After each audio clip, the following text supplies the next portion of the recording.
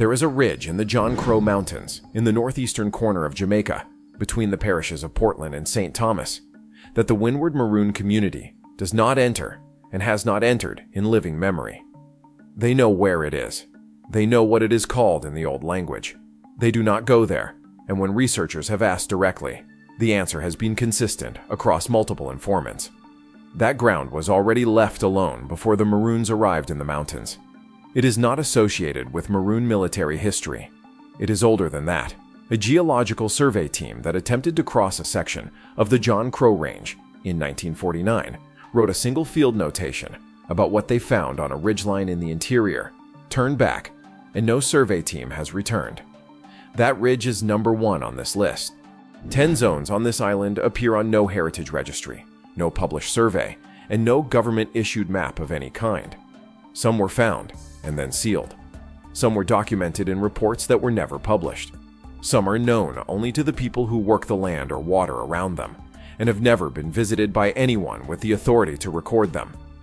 Off the south coast of Westmoreland, there is a blue hole in the sea floor that drops between 200 and 400 feet into a submarine cave system, and has no nautical marker, no official designation, and no record of any dive team having entered it. A free diver reached 60 feet in the early 1990s and surfaced. He has not gone back. In the Dry Harbor Mountains of St. Anne, a speleological survey in 1962 and 1963 recorded 18 cave openings. 3 were entered and found to carry Taino material. The remaining 15 were photographed from the outside and listed in a report that was never published. Those 15 openings do not appear on any speleological chart of Jamaica. The island has 14 parishes and a recorded human presence that goes back more than 1,000 years before Columbus arrived in 1494. In that time, it has accumulated a colonial archive in Spanish Town, a Maroon oral record in the mountains, a Taino material record spread across cave systems and coastal sites in every parish, and a body of geological and environmental survey work that has never been cross-referenced against any of the others. The zones on this list sit in the gaps between those records. If that is the kind of record you want to follow, subscribe before we go any further. This channel documents what the maps leave blank, one island at a time, and the list gets heavier as we count down toward number 1. Number 10. The Bull Bay Coastal Cliff Zone on the border of St. Andrew and St. Thomas. The limestone coast between Bull Bay and the parish of St. Andrew and the boundary with St. Thomas runs for approximately 4 kilometers, without a road, a trail, or a public access point of any kind. The cliffs are part of the same geological formation that underpins the Blue Mountains to the west, limestone lifted to the surface by the same tectonic processes that give the eastern parishes their topography. At the base of those cliffs, where the rock meets the sea, erosion has opened a series of caves and overhangs that are visible from a fishing boat in the channel, but not accessible from the land. Fishermen who work the water between the coast and the offshore reef have been passing those openings for generations. In 2007, a local historian documenting the working knowledge of fishing communities along that stretch of coast collected accounts from 3 separate groups of fishermen who described the same feature in the same general location. A cave opening large enough to be entered by a small boat at low tide, with a section of interior wall that carries markings. The 3 accounts are not identical in every detail, but they are consistent in the essential claim. The markings are carved, they are not graffiti, and they are not natural variations in the rock surface. The Taino occupation of the eastern parishes is documented through several excavated sites and a number of surface finds. Cave sites near the waterline in the eastern parishes are archaeologically plausible locations for ceremonial deposits, burials, or rock art. The cave the fishermen describe has never been assessed by any heritage body. The entrance sits at sea level during high tide and is accessible only for the 2 hours around low tide on a calm day. The Coastal Survey of 1973, which covered the shoreline of eastern St. Andrew for a fisheries resource assessment, noted the cliff section as excluded from the survey boundary on grounds of access. No heritage team has visited. The fishermen, who know the opening, still work the same channel. The tide still falls. Number 9. The Yallahs Ponds Zone, St. Thomas. Near the mouth of the Yallahs River on the southern coast of St. Thomas, a cluster of hypersaline ponds sits between the river and the Caribbean Sea. The ponds are a natural formation. Salt-concentrated water accumulates in shallow basins where the ground drains inward rather than to the coast, producing conditions hostile to most vegetation and to most uses of the land. From the road, the zone looks like empty scrub, and has been treated as empty scrub in most documentation covering the area. The Yallahs River corridor is archaeologically significant. The river descends from the Blue Mountains through a valley that has produced Taino material at several points along its course. The coast at the river mouth has been a point of human activity for centuries, and sits in the same parish where the earthquake of 1692 left some of the most significant physical evidence of colonial-era disaster on the island. In 1987, a government water resource survey assessed the southern coast of St. Thomas from the Yallahs River mouth westward. At the section covering the Yallahs Ponds, the report includes a recommendation that was not followed.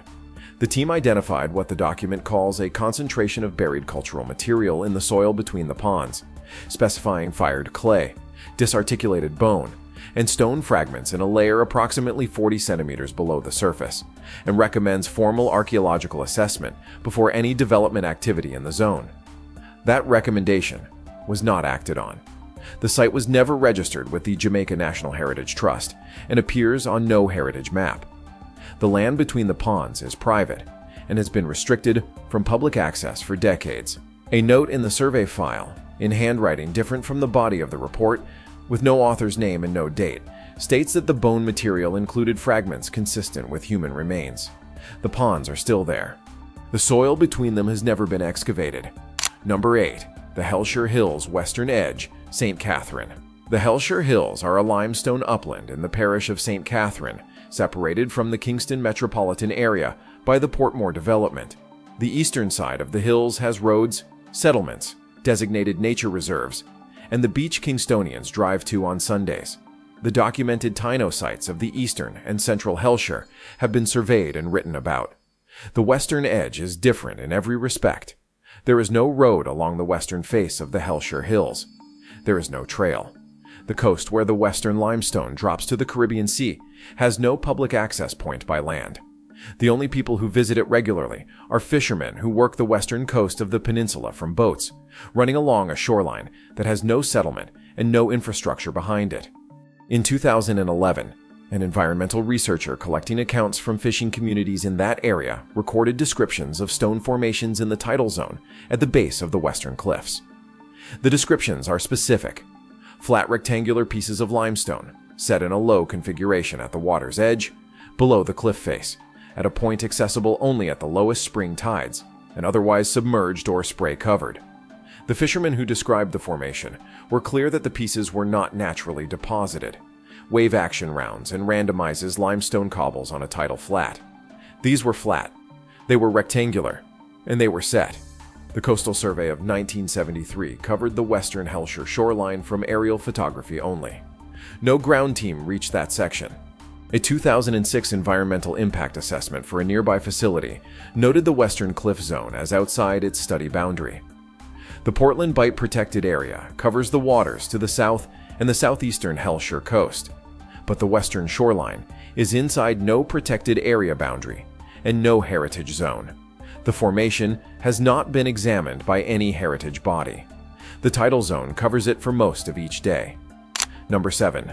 The Dry Harbor Mountain Caves, St. Anne. The Dry Harbor Mountains run across the north-central interior of St. Anne in a limestone ridge that carries agricultural land on its lower slopes and secondary forest on the upper ground. The range takes its colonial name from the absence of surface water, the rainfall entering the karst below rather than running off across the surface. The interior of the range receives almost no mention in any published literature on Jamaican natural history or archaeology.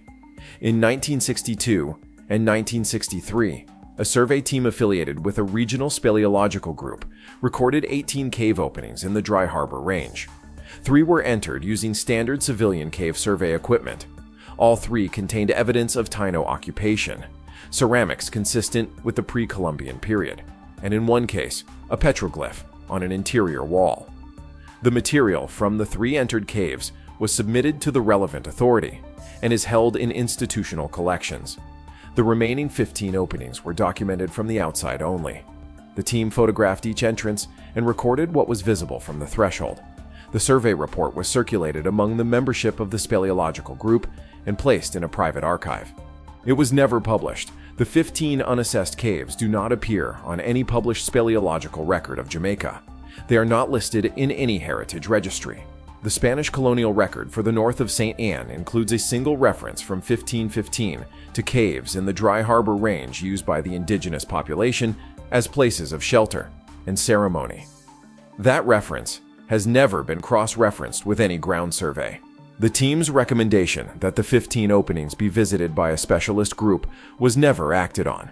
The caves have been sealed for more than 60 years, and the survey photographs of their entrances are in a private collection. No one has walked from one document to the other. The range is visible from the North Coast Road, and the cave openings are still in the limestone above the agricultural margin. Number 6. The Vere Plateau Underground System, Clarendon. The old parish of Vere, now the southern portion of Clarendon, sits on significant karst limestone. The Vere Plain does not drain the way a surface landscape drains. The rivers that descend from the Santa Cruz Mountains reach the plain and disappear. Surface water enters the rock through sinkholes and moves underground toward the coast, and the flat agricultural plain above gives no clear indication of what is moving below it. In 1966, a government water resource survey team identified a cluster of sinkhole openings in the interior of the Vere Plain that appeared, based on their distribution and the water movement visible in each one, to be connected to a single underground drainage system. The team descended into 2 of the openings using basic equipment and reported passages extending beyond the range of their lighting. The air temperature was significantly lower than the surface temperature, indicating a substantial enclosed air volume. The water in the passages was moving. It was not a flooded static system. The passages carried an active underground flow. The team suspended operations after one member fell in a passage during the second descent and was recovered without serious injury.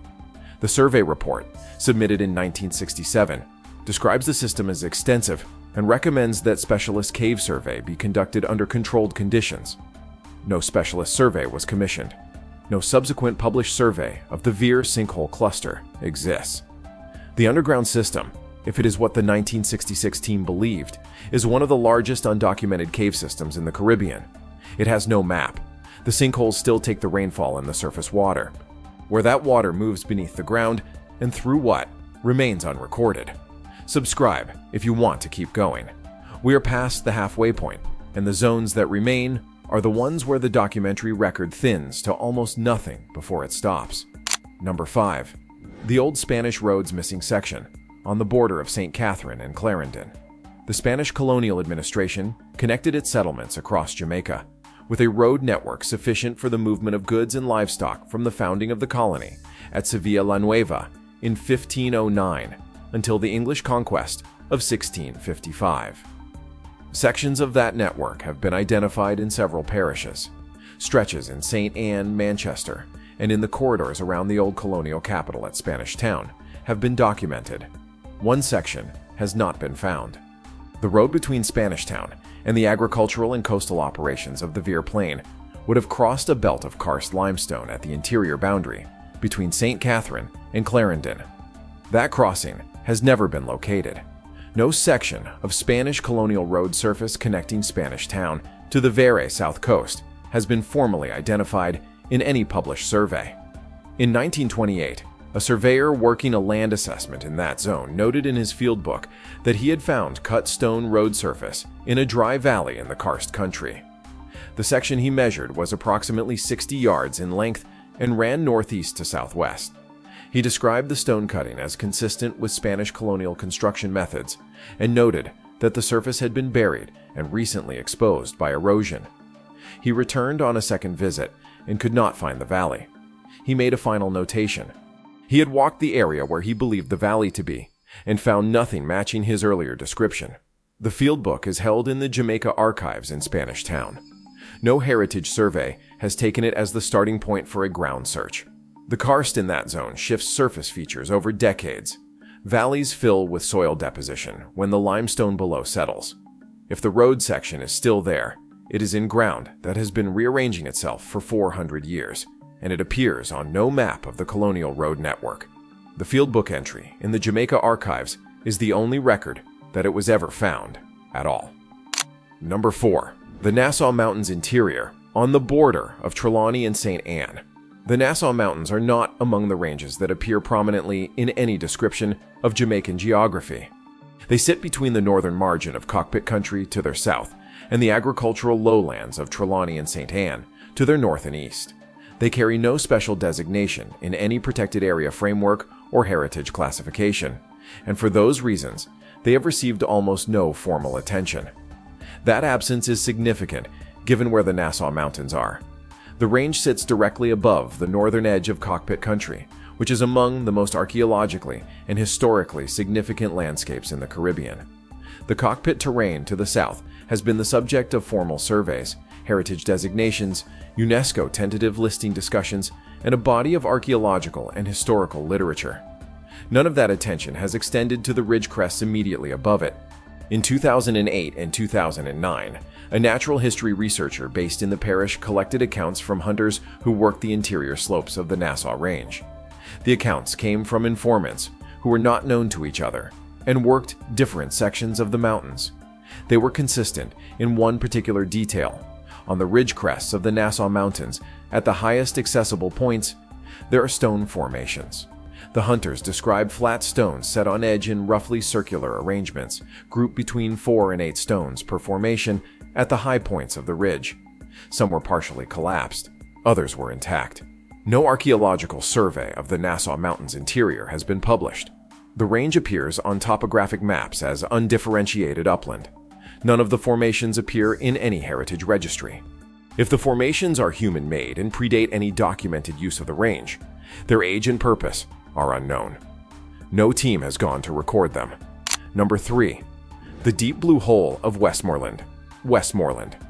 On the south coast of Westmoreland, west of Savannah Lamar, and away from the tourist zones and the commercial fishing routes, there is a feature in the sea floor that the local fishing community has navigated around for as long as any fisherman in the area can remember. It appears on no nautical chart issued by any maritime authority. It has no official designation. It has no name in any published record. The feature is a blue hole, a vertical shaft in the sea floor that opens into deep water, and according to the estimates of fishermen who have dropped lines over it, continues to a depth of between 200 and 400 feet. Blue holes elsewhere in the Caribbean have been extensively charted and dived. Those of the Jamaican south coast have not. In the early 1990s, a free diver from a nearby fishing community attempted to gauge the depth of the Westmoreland hole. He reached approximately 60 feet before surfacing. He reported that the water temperature dropped sharply below 40 feet, more sharply than a normal thermocline gradient would produce. He also reported that at approximately 60 feet, he could feel a horizontal current pulling toward a passage in the wall of the shaft. He could see the opening of the passage, but could not enter it and return safely on a single breath. He surfaced and did not go back. No dive team has attempted the passage he described. The Duppy tradition of the South Coast holds accounts of a body of water in that area described as a place where the seafloor opens into something that was there before the sea. Whether that tradition refers specifically to this location, no one has confirmed. The shaft is still there. The passage at 60 feet is still pulling water through it in a direction no one has followed. Number 2. The Cockpit Country North Rim on the border of Trelawney and St. James. Cockpit country in the parish of Trelawney has the longest documented history of any contested and protected landscape in Jamaica. The Accompong Maroon Sovereign Territory to the south has a treaty claim dating to the 1st of March 1738 that has never been revoked, and the core of the Cockpits has been under some form of designation for most of the last century. The North Rim is different in its administrative situation from anything else in that landscape. The northern edge of Cockpit country, where the Cockpit terrain begins its descent toward the agricultural lowlands of Trelawney, and eventually the coast of St. James, sits outside the formal boundary of the government-designated protected area. It also sits outside the formal territory of the Accompong Maroon community, which is to the south. The North Rim occupies a zone between the two designations that belongs formally to neither, and has therefore attracted the systematic attention of neither. In 2003, an environmental consultancy preparing the baseline study for a proposed access road through the northern perimeter of the Cockpits, documented 4 features in the study corridor that were not natural terrain. The study report describes them as stone configurations requiring formal archaeological assessment.